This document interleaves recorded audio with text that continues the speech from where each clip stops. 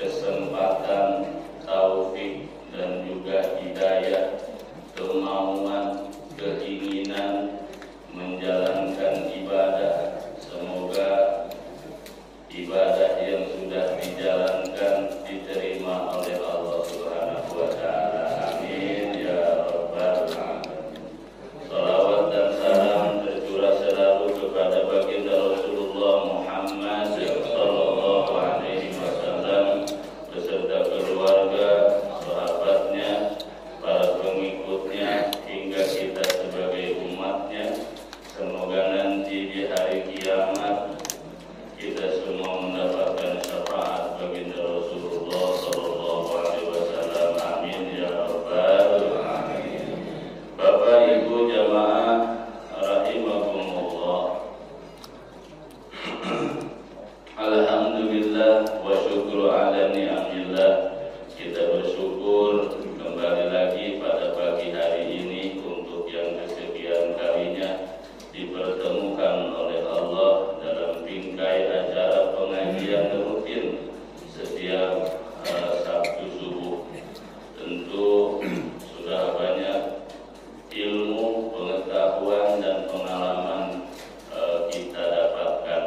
Kita berdoa memohon kepada Allah diberi kekuatan urusan pengamalannya.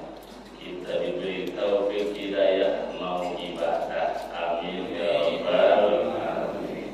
Bapak Ibu jamaah rahimahumullah, kembali kita ngaji kitab Nasaihul Ibad karya dari Syekh Nawawi Ibn Umar Al-Jawi.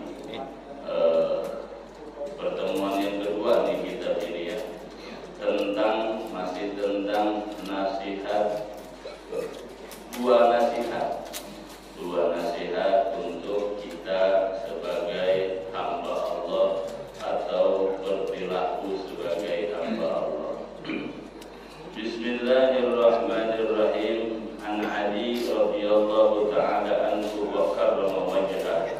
Diriwayatkan dari Sayyidina Ali radhiyallahu anhu wa karrama wajhah, man kana fi talabil ilmi kanatil jannatu fi talabihi wa man kana fi talabil ma'siyati kanatin naru fi talabihi.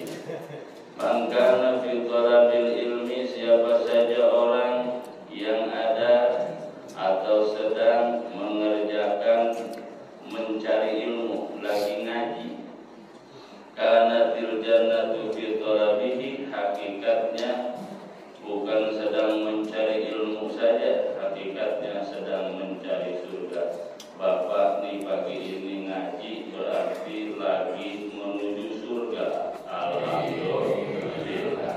Ahli surga semua di sini ya. Enggak cukup amin ibadah.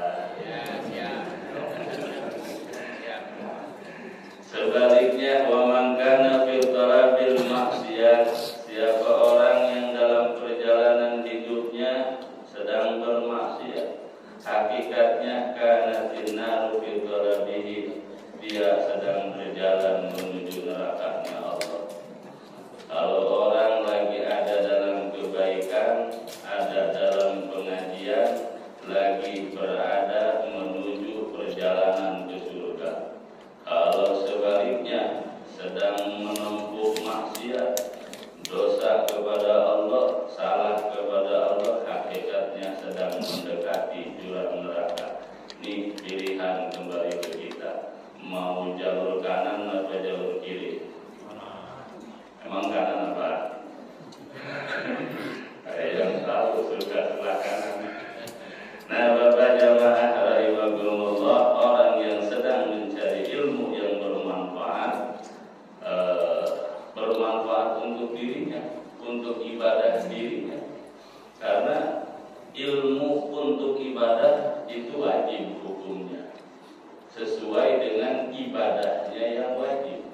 Sholat wajib, ilmu tentang sholat ke bawah wajib. Sholat nggak sah kalau nggak pakai wudu, maka berwudu dulu. Ilmu tentang wudu jadi wajib. Demikian seterusnya, sesuatu satu hal kewajiban yang tidak sempurna dengan itu maka jadi wajib. Ma la yatimul wajib illa bihi fa huwa wajib. Sesuatu yang tidak sempurna satu kewajiban kecuali dengan satu hal itu maka satu hal itu jadi wajib. Wudu wajib karena mau sholat mesti punya wudu, maka pembatalan wudu mesti ngerti. Salah satu pembatalan wudu tidur hilang akal itu batal wudu. Habis pingsan batal wudu lagi. Ada orang apa lagi yang selain pingsan itu epilepsi,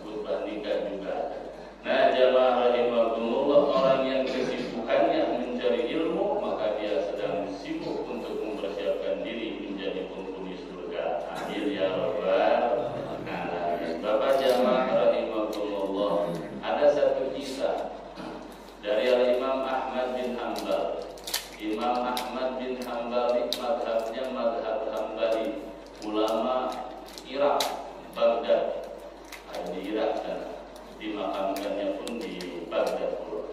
Imam Ahmad bin Hanbal ini muridnya Imam Syafi'i. Muridnya Imam Syafi'i. Dia punya murid di Imam Ahmad bin Hanbal namanya Baqi.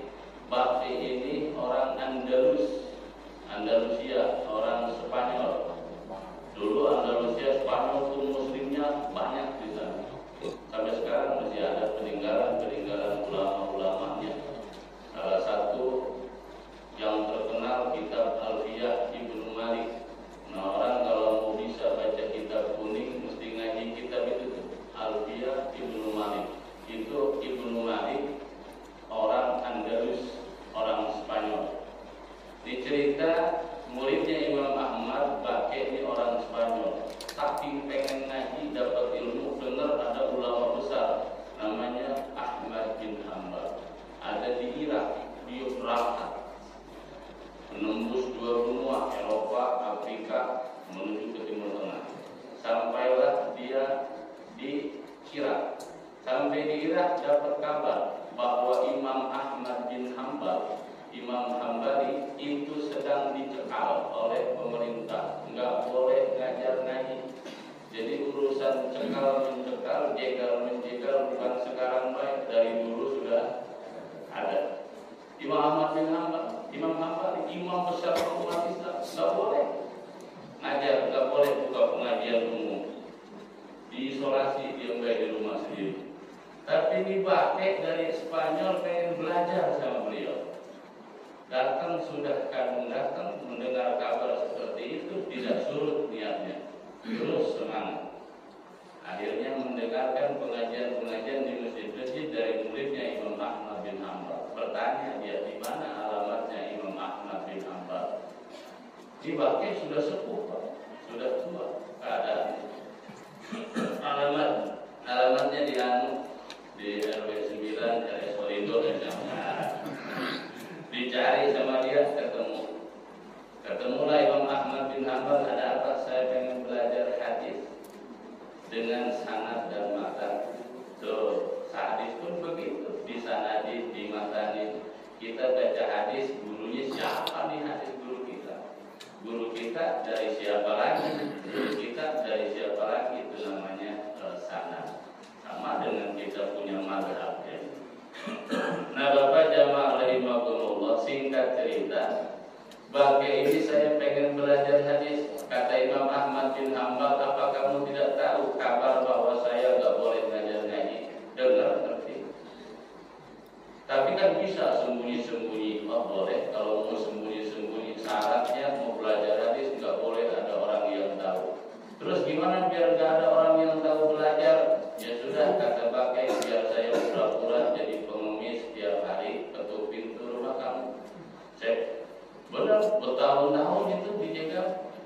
Banyak hadis diriwayatkan Imam Baqi, Syekh Baqi ini kalau pagi jadi pengemis ketuk pintu rumahnya Imam Ahmad bin Hanbal.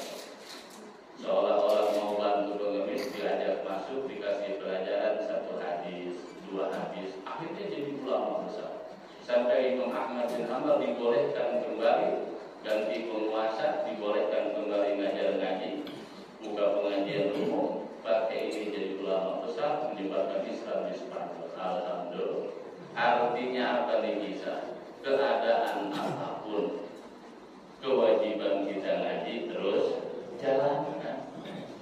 Saya udah tua, ngapal aja susah. Sahabat Nabi itu ngajinya udah pada tua, Pak. Udah pada tua. Ya, maka yang di sini yang tua-tua nih mengikuti sahabat Nabi kayaknya. Sahabat Nabi itu ngajinya tua-tua ya. Nabi diangkat Rasul 40 tahun umurnya. Ya. Sejaman dengan Nabi, umurnya nggak berjauhan dengan Nabi, itu Sayyidina Abu Bakar As-Siddiq. Sayyidina Abu Bakar As-Siddiq berarti belajar Islam di umur 40 tahun. Baru belajar Islam, baru belajar sholat. Ada yang lebih sepuh lagi, siapa? Pamannya Nabi, siapa? Hamzah bin Abdul Muttalib.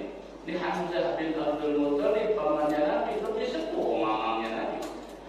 Sekitar umur 50 tahun lebih baru belajar Islam. Karena Islam lagi Khalid bin Walid, panglima luar biasa, nggak pernah kalah dalam perang, punya gelar Saifullah al-Masdul, pedang Allah yang terhunus. Ini sudah sama, belajar Islamnya sudah tua, jahat dulu sama Islam, baru belajar Islam. Maka kita yang sudah tua-tua ini sedang mengikuti jejak sahabatnya Nabi. Amin ya Rabbal alamin. Artinya enggak ada batasan untuk terus belajar ngaji, untuk terus belajar ngaji. Dan kata ulama, ketika kita masih ada kemauan dalam belajar ngaji, ibadah kita andai ada salah dalam keadaan belajar, diampuni Allah. Ketika kita masih ada dalam keadaan belajar, ibadah kita ada benernya, diterima oleh Allah. Benernya diterima, salahnya diampuni. Itu orang yang lagi belajar. Kita punya anak didik di sekolah misalkan, kita kasih soal 5, salah 4 atau salah 3, marah enggak? Marah dalam mendidik enggak? Marah beneran. Kenapa? Kita maklumi sedang belajar. Maka ilmu bagi kita yang awam ini teruslah mau belajar agar ibadah kita salahnya diampuni, benernya diterima. Kita kan banyak salah ya. Nah, biar diampuni terus. Amin ya Rabbal. Nah, Bapak jemaah rahimahullah, kemudian itu nasihat dari Sayyidina Ali yang pertama. Kemudian wal waqalatut tasi'ah. An Sufyan Tsauri, ada hadis diriwayatkan dari Syekh Sufyan Ats-Tsauri bahwa Syekhul Imam Malik, beliau ini adalah gurunya Imam Malik. Kita punya mazhab 4. Yang paling tua Imam Abu Hanifah. Kemudian yang kedua Imam Malik, yang ketiga mazhab kita tuh Imam Syafi'i, yang keempat mazhab Imam Ahmad bin Hanbal. Itu mazhab kita Imam Syafi'i. Kamu mazhab apa? Syafi'i. Syafi'i mana? Nah, ditanya bingung jawab, dia kata 4. Kalau kata 4, nah, mesti kenal kita. Namanya Muhammad bin Idris Asy-Syafi'i Al-Quraisy Al-Mutalibi, masih satu nasab dengan baginda Nabi. Imam Syafi'i makanya punya gelar Al-Quraisy karena masih dapat keturunan dari suku Quraisy. Suku Quraisy masih satu keturunan dengan baginda Nabi. Imam Syafi'i namanya Muhammad bin Idris Asy-Syafi'i. Lahirnya di Gaza, Palestina. Lahir Imam Syafi'i. Imam kita lahir tahun 150 Hijriah. Generasi kedua dari baginda Nabi, sahabat tadi atau tabi'in. Dia termasuk atba'ut tabi'in.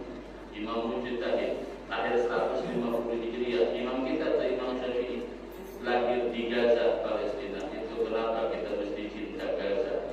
Karena di sana ada imam kita, pernah lahir Imam Syafi'i radhiyallahu anhu. Imam Syafi'i meninggal, wafat, dikuburkan di Mesir, daerah Eropa, dekat dengan gurunya yaitu Imam Waqi'. Punya guru, punya sanad. Kita punya mazhab di Imam Syafi'i. Imam Syafi'i punya gurunya siapa? Imam Waqi'. Imam Waqi' punya gurunya siapa? Imam Hasan. Imam Hasan Basri. Imam Hasan Basri punya guru namanya Abdullah bin Mas'ud.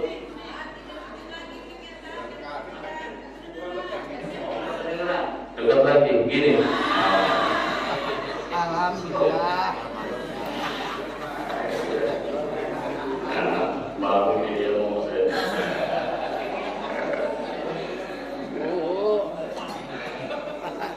Imam Syafi'i, nah, gini. Ya. Imam Syafi'i, ibu kenal sama Syafi'i? Imam Syafi'i kita punya mazhab. Imam Syafi'i punya gurunya Imam Waqi'. Imam Waqi' punya gurunya Imam Hasan Basri. Imam Hasan Basri punya guru namanya Abdullah bin Mas'ud. Abdullah bin Mas'ud punya guru baginda Nabi Muhammad sallallahu alaihi wasallam. Tuh sanad namanya. Jadi kalau Bapak bermazhab Syafi'i, maka keilmuan bapak nyampe dengan ilmunya baginda Nabi Sallallahu Alaihi Wasallam. Alhamdulillah. Imam Malik gurunya Imam Nafi gurunya Abdullah bin Umar. Abdullah bin Umar ini anaknya Sayyidina Umar. Abdullah bin Umar berguru langsung kepada baginda Nabi. Alhamdulillah. Imam Hanafi, ini mazhab tertua nih. Bahkan dikatakan Imam Hanafi ini pengumpul fikih Islam pertama. Nah, mazhabnya mazhab Hanafi. Imam Hanafi punya gurunya Imam Ja'far Shadiq. Imam Ja'far Shadiq punya gurunya Imam Bakir. Imam Bakir punya guru namanya Zainul Abidin punya gurunya Imam Husain bin Ali. Imam Husain bin Ali punya gurunya baginda Nabi Muhammad Sallallahu Alaihi Wasallam. Itu namanya sanad riwayat keilmuan. Jadi ilmu mereka nggak kemana-mana, utuh dari baginda Nabi. Sama dengan kita, sholat, zikir, belajar dari mana? Dari kerukunan. Kerukunan karangan siapa? Tuan Haji Abdul Rasyid. Tuan Haji Abdul Rasyid ini siapa? Gurunya Syekh Arsyad Al-Banjari. Syekh Arsyad Al-Banjari ini siapa? Muridnya Syekh Muhammad Salman Al-Madani. Syekh Muhammad Salman Al-Madani ini siapa? Muridnya anu sampai Syekh Ali Al-Buni. Terus Syekh Ali Al-Buni ini siapa? Gurunya ini nembus kepada Sayyidina Ali bin Abi Thalib karramallahu wajhah. Sanad. Jadi zikir salat kita ada sanadnya, ada pertanggungjawab keilmuannya. Kita tinggal baca, ngapalin sanad pening Pak ya. Kita tinggal ngikut lah. Pokoknya Imam Amin ya lo. Amin. Yes. Nah, jamaah rahimahumullah. Ini kemudian ada hadis dari Sufyan Tsauri, salah satu gurunya Imam Malik. Ini Syekh Sufyan Tsauri ulama tahun 161 Hijriah. Ini beliau diceritakan punya gurunya sampai 600 orang. Guru beliau Imam Malik berguru kepada beliau. Gurunya sampai 600 orang. Kita punya guru berapa kira-kira? Dia sampai 600 Pak. Sampai 600 guru. Luar biasa, senang ngaji, sampai sepuh, bahkan sampai meninggal dunia meluk kitab, lagi ngaji. Meninggalnya sedang ngaji, meninggalnya saking senang-senangnya kepada ilmu. Apa kata Syekh Sufyan Tsauri? Kullu maksiatin an syahwatin fa innahu yurja ghufranaha. Segala maksiat yang datangnya dari syahwat itu ada harapan diampuni. Diulang, segala maksiat yang datangnya dari syahwat ada harapan diampuni Allah. Wa kullu maksiatin nasya'at an kibrin, tapi ada maksiat yang datangnya dari takabur, dari sombong, fa innahu la yurja ghufranuha, tidak ada harapan untuk diampuni. Maksiat yang datangnya karena dorongan syahwat ada harapan diampuni Allah. Tapi maksiat yang datangnya dari rasa takabur, rasa sombong, itu enggak ada harapan diampuni. Mana Pak? Lianna maksiat iblis.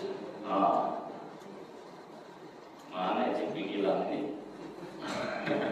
Lianna maksiat iblis karena asluha minal kibri. Maksiatnya iblis sampai enggak diampuni oleh Allah itu karena sombong, karena merasa dirinya lebih baik daripada Nabi Adam alaihissalam. Enggak diampuni iblis. Tapi maksiatnya Nabi Adam berangkat dari syahwat, keinginan, ingin menikmati apa kata bahasa kita? Buah apa itu namanya? Buah kuldi ya. Syajaratul kuldi. Pohon kuldi. Ingin menikmati itu. Ingin menikmati berangkat dari syahwat. Dan maksiatnya Nabi Adam diampuni oleh Allah karena berangkat dari syahwatnya. Tapi kalau maksiat yang berangkat dari takabur susah diampuni. Apa itu takabur? Merasa diri lebih baik, merasa diri lebih tinggi kedudukan daripada yang lainnya. Iblis begitu. Seniornya Nabi Adam. Iblis dulu, kemudian baru Nabi Adam diciptakan. Senior suruh menghormati junior, ngamuk dia. Harusnya junior yang hormat saya. Kenapa saya yang mesti hormat? Ini perintah atasan. Iblis nggak nuruti perintah atasan, membangkang dia karena rasa diri paling lama di surga, jadi gurunya malaikat, lama mengajar malaikat. Malaikat murid-muridnya iblis dulunya.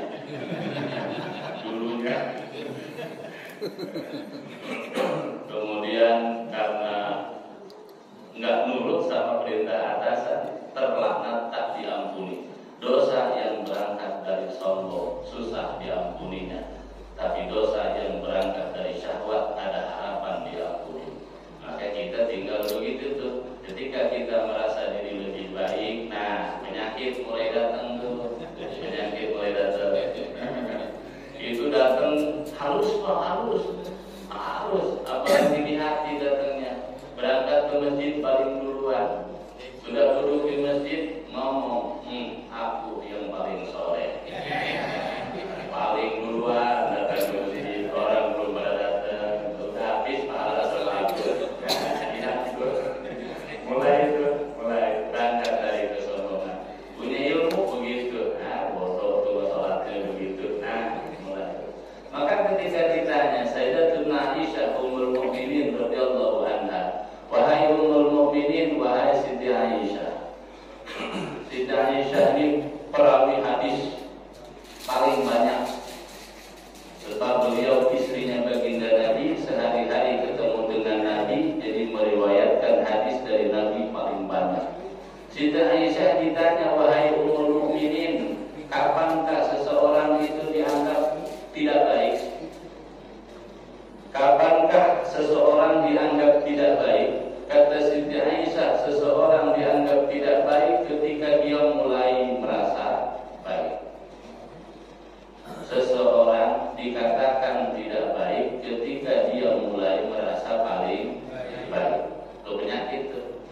Dikit-dikit. Lewat apa? Lewat pengajian begini, ngobatin penyakit-penyakit hati yang merasa tidak baik segala macam. Artinya ilmu yang kita gapai ini bukan untuk yang lain-lain, tapi untuk mengenal salah kita, untuk mencari kekurangan kita. Jangan sampai ilmu kita untuk melemahkan, mencari salah orang, mencari kelemahan orang lain. Akhirnya bisa nindas ya. Tapi untuk manfaat, itulah arti ilmu yang bermanfaat. Nah, kata Sufyan Tsauri begitu tuh. Maksiat yang datangnya dari syahwat keinginan ada harapan diampuni. Tapi kalau maksiat datangnya dari sombong, susah diampuni. Sebab ngikutin jalan iblis. Iblis dosa karena sombong. Para merasa diri paling benar. Anak khairun minhu, aku lebih baik dari Adam. Adam diciptakan dari tanah, sedangkan aku dari api. Yang ngikutin iblis ciptaannya dari api. Unsur manusia macam-macam, paling lengkap tuh manusia. Ya, tanahnya aja dari 7 benua tanahnya. Terbanyakan mana tanahnya, nah dia lahir di situ. Kalau kita berarti tanahnya banyak dari benua apa kita? Asia, maka kita lahir di Asia, di Indonesia. Itu pun masih ada lagi tanahnya, dikit-dikit diambil Sumatera, Jawa segala macam. Nah, yang paling banyak tanahnya diambil, dia akan meninggal di situ. Nah, kalau orang Jawa meninggal di Sumatera, berarti campuran tanahnya dulu yang paling banyak tanah Sumatera. Ini kita ada Pak, kita namanya kita pada itu zuhur. Kita hal-hal yang aneh-aneh, urusan tanah dia bahas, urusan air dia bahas. Termasuk tadi itu Syekh Muhammad Al-Banjari. Ini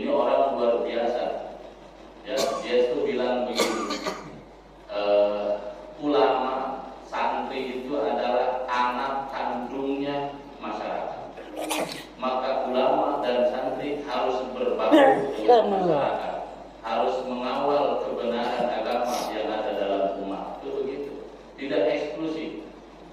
Jadi ulama santri harus bermasyarakat, ajaran beliau. Maka salah satu ajaran beliau bikin publikasi.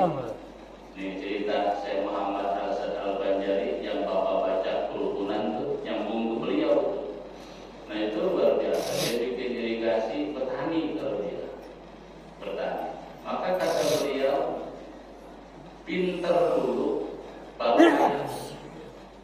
Diulang, alim dulu baru kaya. Pinter ngaji dulu baru kaya. Kalau kaya dulu baru pinter ngaji, repot. Maka artinya fondasi agama itu penting sebagai fondasi. Jangan urusan yang lain dijadikan fondasi dalam kehidupan. Ketika urusan yang lain dijadikan fondasi agama, akan kacau hidup kehidupan. Tapi ketika agama yang dijadikan fondasi, semuanya akan damai, semuanya akan pintar. Nah itu kata Syekh Muhammad Hasan Al-Banjari. Jamaah rahimakumullah, di berapa ini? Belum ya? Sampai jam berapa kita?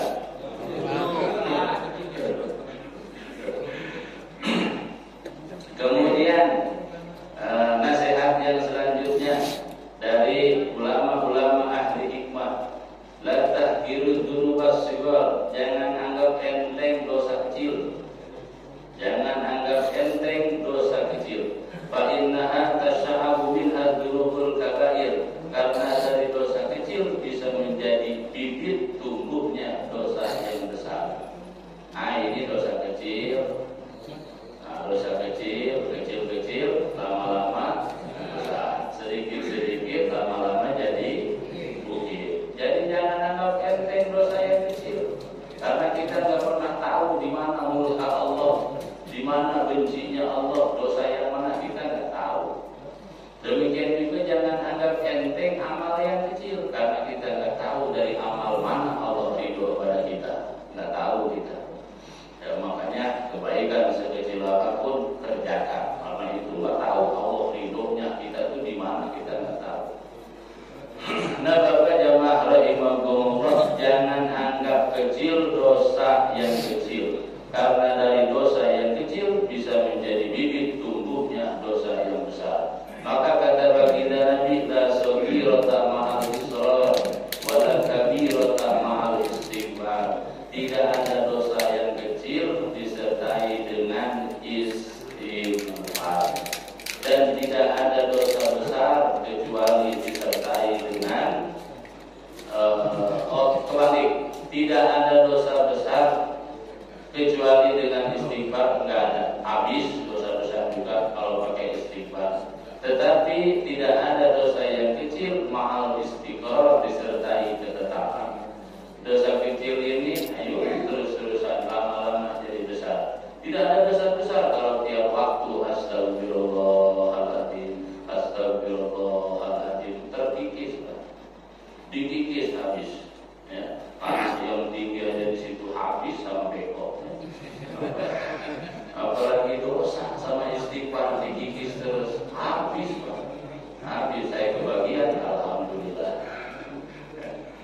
Nah bapak jamaah rahimahullah, ini nasihat. Tidak ada dosa besar disertai dengan istighfar, tidak ada dosa kecil disertai dengan ketetapan. Maka semoga Allah ampuni dosa dan salah kita semuanya. Amin ya rabbal alamin. Sudah jam 6 kurang seperempat. Ada yang mau ditanyakan? Oh tidak ada. Ya sudah.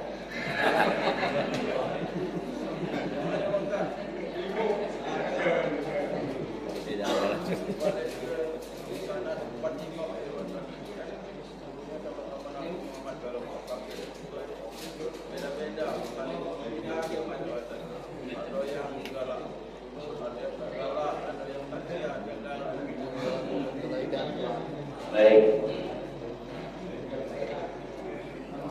Kemudian begini, dari baginda Nabi terus tabi'in, sahabat. Dari sahabat Nabi, muridnya tabi'in. Tabi'in punya murid namanya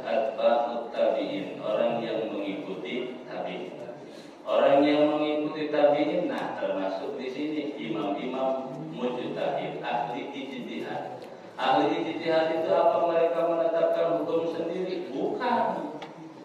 Mereka menggali Al-Quran, mereka menggali makna-makna hadis dengan keilmuan yang mumpuni. Disebutlah madhab. Madhab itu singkatan dari madhaba ilaihi.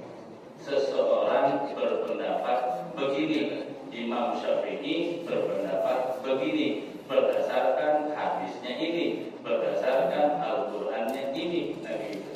Dikumpulkan oleh mereka, maka disebut imam mujtahid mutlak. Imam mujtahid mutlak itu 4 tadi yang diakui.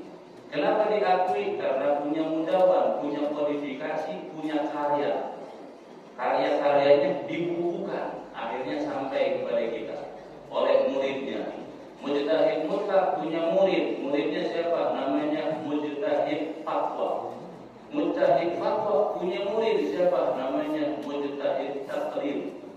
Mujtahid taklid punya murid siapa? Nah, di sini banyak nyambung lewat kitab, penjabaran, akhirnya sampai kepada kita. Kerukunan termasuk tuh, ya diambil dari sini, disatuin biar mudah menghafalnya. Nah, kemudian ada banyak perbedaan, tentu harus beda itu anugerah, dan dengan beda itu rahmat. Saya punya kitab namanya kitab Rahmatul Ummah fi Ikhtilafil A'immah.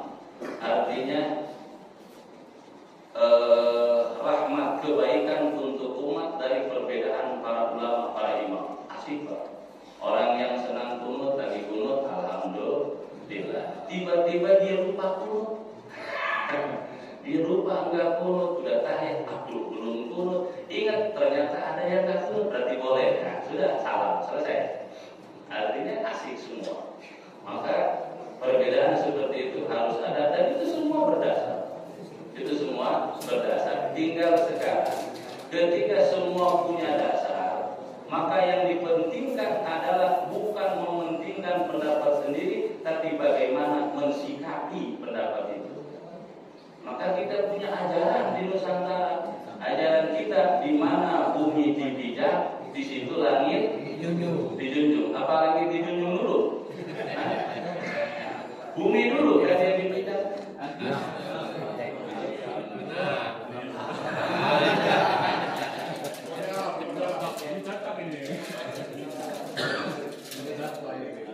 Jadi apa namanya,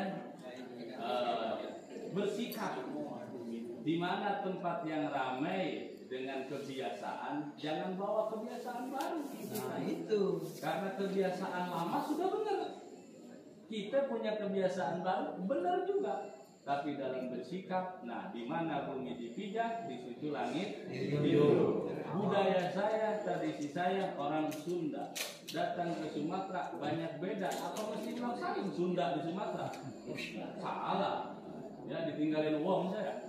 Tapi kalau saya ikut dengan tradisi di sini, dan itulah yang terbaik. Dan itu pun yang dilakukan oleh para ulama kita. Semua punya dasar, tinggal cara kita untuk bersikap. Dan kita di Nusantara ini hebat Pak. Di luar Syiah Sunni ketemu saling tembak Pak. Enggak? Ya dengar berita sering di Irak. Sunni Syiah saling tembak, saling bunuh.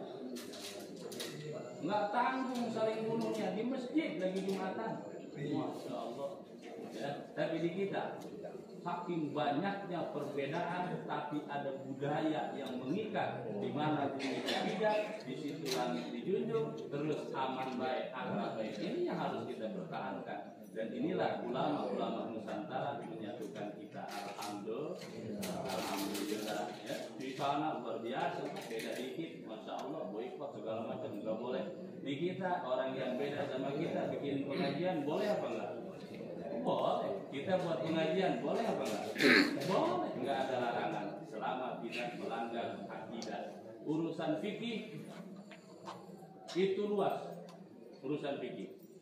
Maka ilmu dalam fikih itu akan selalu terus menimbulkan ilmu-ilmu baru, dan memang itulah kajian-kajian fikih. Seru Pak ya. Kajian-kajian fikih. Kalau mau ngaji fikih mazhab namanya kitab tipisnya itulah Rahmatul Ummah fi Ikhtilafil A'immah. Kita wudu kata mazhab Syafi'i, wudu kita cukup separuh kepala saja. Asal basuh kepala. Tapi mazhab lain harus semuanya. Ada enak semuanya, ada. Kalau air lagi banyak, basuh semua. Benar. Kalau air lagi dikit, basuh dikit baik. Benar juga. Jadi artinya perbedaan itu adalah anugerah Allah untuk kita. Toh kita juga ini yang hadir di sini mukanya beda-beda. Tidak ada yang sama saya perhatiin dari tadi. Sudah cukup pertanyaannya ya?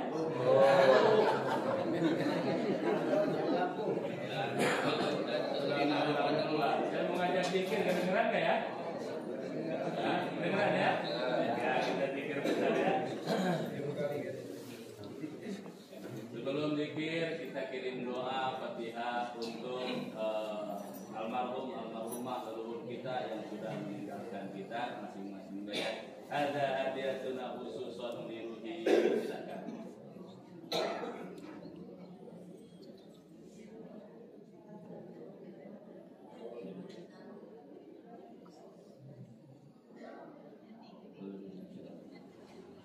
ولجميع الأموات من آبائنا وأمهاتنا وأجدادنا ومشايخنا وشيخ مشايخنا ولجميع الأموات من أهل هذه القرية ولجميع الأموات من المؤمنين والمؤمنات والمسلمين والمسلمات غفر الله لهم ذنوبهم وستر الله عيوبهم ونور الله قبورهم وجعل الله الجنة مثواهم لهم. الفاتحة. أعوذ بالله من الشيطان الرجيم.